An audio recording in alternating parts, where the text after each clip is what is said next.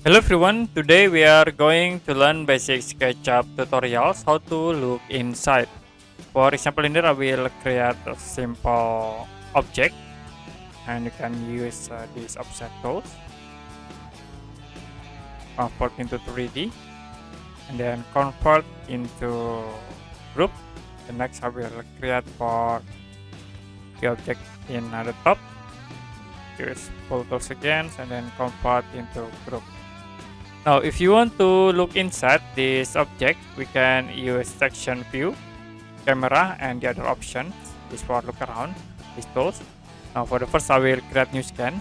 So this is for the first scan, and then I will use this tool section plane. You can click at this face, and then click OK. Use move tools to move this section to this point, so it will be automatically see inside this object.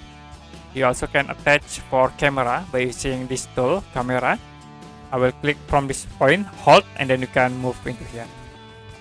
So the next, you can look around, okay, like this. And then I will create again for scan 2. This is for the scan 2. Now you can go to scan 1. And then this is for scan 2. So you can see, look inside, you can zoom out, and then we can delete for this section. You can click here and press delete button. So you can go to scan 1, and this is for scan 2 to look inside this 3D object.